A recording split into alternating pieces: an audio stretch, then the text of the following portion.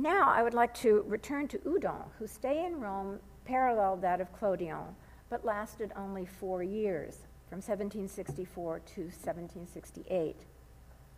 Exposed to the same public and private collections of antique and Baroque art, and working under the same director of the Academy, Charles Natoire, Houdon's Roman experience was, nevertheless, very different from that of his fellow students. The German artist Johann Christian von Mannlich, who was a visiting pensionnaire at the French Academy, wrote in his memoirs, quote, "At dawn, my neighbor and friend Houdon came to get me to go to Saint-Louis-des-Français, where Monsieur Séguier, professor of surgery, gave us a lesson in anatomy on cadavers, for which the king paid. We were the only people from the Academy to follow this course, and we profited all the more for it."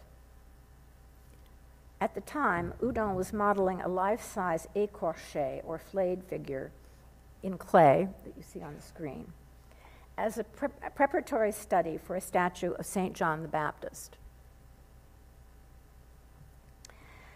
for which he had received a commission for the Church of Santa Maria de' Angeli in Rome.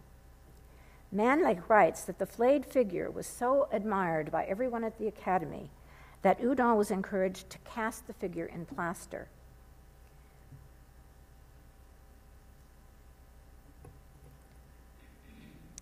Sorry. Well, it doesn't matter. The figure you see on the left is the first plaster cast made by the sculptor and given to the French Academy in Rome in 1767 as an anatomical model for the students, and it's still there. At the same time, Houdon was steeped in the study of collections of antiquities that were available to him in Rome and Paris. For example, to give his figure of John the Baptist the authority and gravitas required, he must have referred to such Roman statues as this marble standing figure of Augustus Prima Porta that you see on the right, for the carriage of the body and its extended right arm, although the hand of John the Baptist, of course, is palm down in a gesture of blessing. This blend of the direct study of the bones, muscles, tendons, and skin of actual bodies, combined with a thorough knowledge of Greco-Roman and later Renaissance and Baroque sculptures, informed Houdon's entire oeuvre and predisposed him to become a great portraitist. It also led to controversy about some of his most important works. One of Houdon's iconic figures is that of Diana the Huntress, a terracotta version of which, over life-size version of which is in the Frick collection. Although intended for exhibition in the Paris Salon of 1777,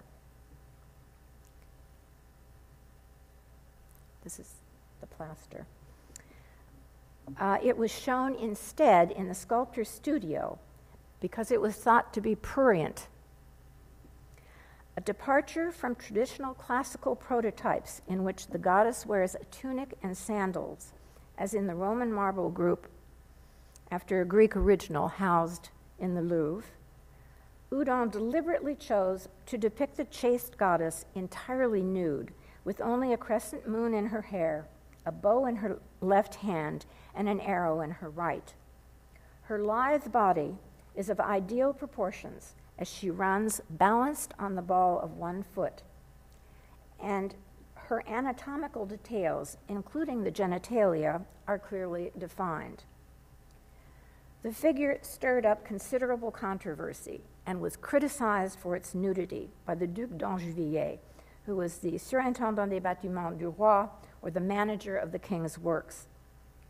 But it was praised by figures from the Enlightenment circle, such as Melchior Grimm, who may, in fact, have played a role in choosing the nude format for the figure.